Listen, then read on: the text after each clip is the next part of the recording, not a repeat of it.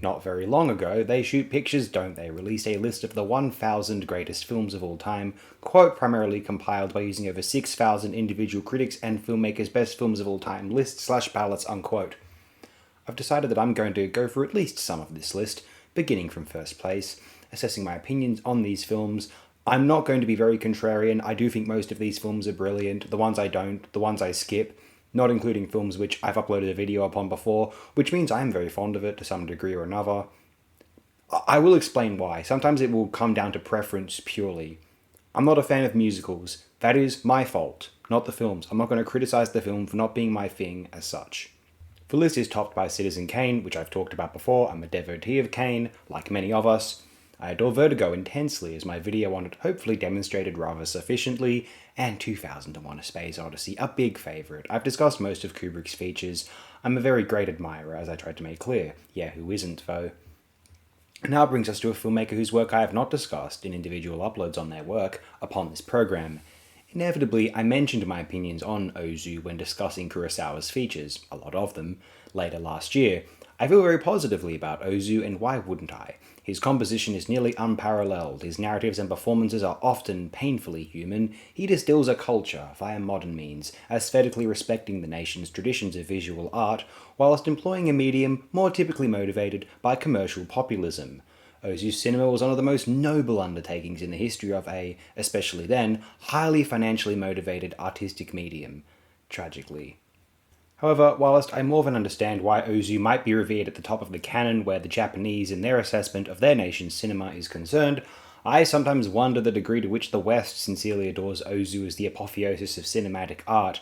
I am vaguely concerned that it is motivated by a condescending vacuous Orientalism, American guilt over the bombings of Hiroshima and Nagasaki, like how they romanticized the Native Americans after being responsible for killing a vast majority of them, or an appeal to a caricaturish quote humanity unquote, which is rooted in mostly sentimental cutesy reductions of the human experience to narrativized arc weaving, not representative of lived reality.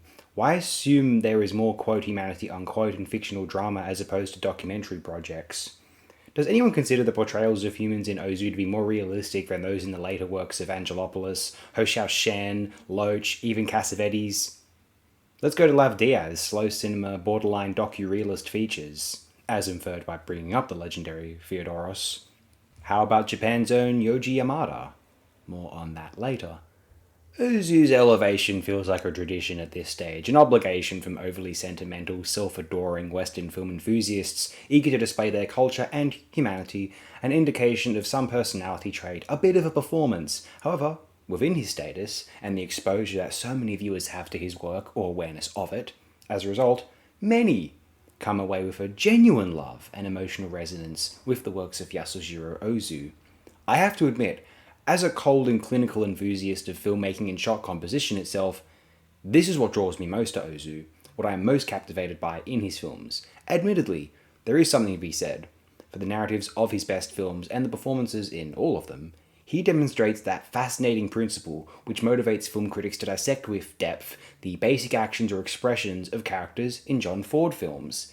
Here, in Tokyo Story for example, Koichi asking his father if he is tired not too long really after they have arrived, although it is late and he is a busy physician, and the subsequent edit which displays his face's gaze and muscular scrunching, will have us wondering his thought process just as the self-conscious of being a burden parents might be. Except instead of the theatrical quasi-contrivance of a Ford script, Ozu's characters' behaviours are entirely believable, relatable, recognisable. It is pure, graceful and wholesome cinema, unburdened by the complexities which developed in the New Wave era onward, an eloquence and simplicity taken for granted and rarely addressed, intimidating to address, when staging and directing dramatic character interactions from modern filmmakers.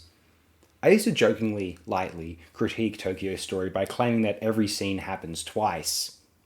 What I mean by this is that every dramatical cultural emphasis the film is attempting is insisted at least twice in the film, where it feels this way, whether it be the grandparents' awkward relationship with their grandsons, the generally burdensome attributes of the parents' day to at least Koichi and Shiji, and the contrast between old-school, traditional raise-a-family so they can raise a family humility, between the wealth-building and professional, capitalistic homeowner pathology of just a generation later, or business owner pathology too. post-American enculturation / occupation / nuclear bombardment. Talk about a wake-up call from aggressive modernity. Tokyo Story is a slow-paced drama and desires to depict several episodes related to dramatic tension within the time span of the grandparents visiting. As a result, the screenplay is employing a mild formula within which believable dramatic events mostly seamlessly occur throughout. Even when not considering the prospect of being dramatically, emotionally moved by Tokyo Story, a not irrelevant but at large overrated phenomenon in the history of perhaps all of visual art, certainly cinema, the actual photographic composition and ethos is among the very, very best in the history of all black and white celluloid.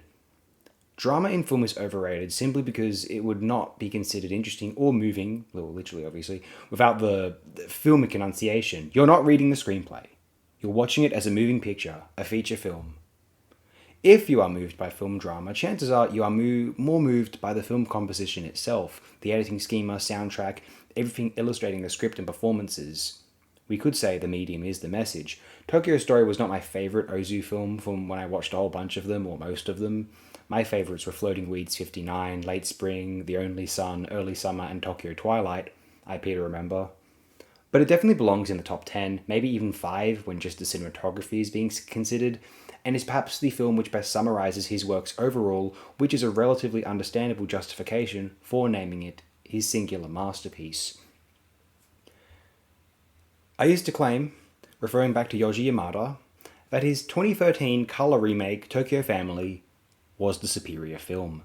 And that isn't to say that Tokyo Story isn't as brilliant as many will say it is, but that Tokyo Family and Yamada are absurdly unsung geniuses of the medium, who deserve immense celebration and a similar scale of study.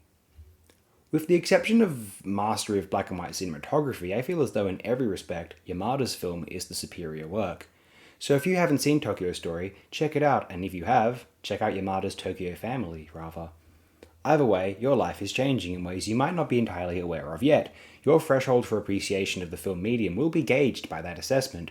One's priorities if they don't care for Tokyo Story, one's expansion of interest if they do care for Tokyo Story, one's revelation of life outside the major canon, if they care for Tokyo Family, a belief in the traditional orthodoxy and policing via mainstream criticism of a highly limited and limiting canon, if they don't care for Tokyo Family. My only complaint about Tokyo Story, well, actual complaint, that every scene happens twice is kind of a joke. That's not necessarily accurate to the film when you look at it with a magnifying glass, but the actual emotional resonance of the memories is that every scene happens twice. And it's not a clinical way of assessing a film, but it's more sort of emotional and entirely sort of shamelessly subjective, I suppose. Yeah, my only complaint about Tokyo Story otherwise, and it has nothing to do with the film itself, really. But I wish this shot, featured in lots of promotional art for this film, was more prominently in the film. When this shot appears in the film, it is brief, and the two players, Shukichi and Noriko, don't stop to gaze at the landscape as implied. Actually, they look briefly, but it is in the other direction. See here. This shot too, which inspired this poster. Neither are in the finished film in this exact form.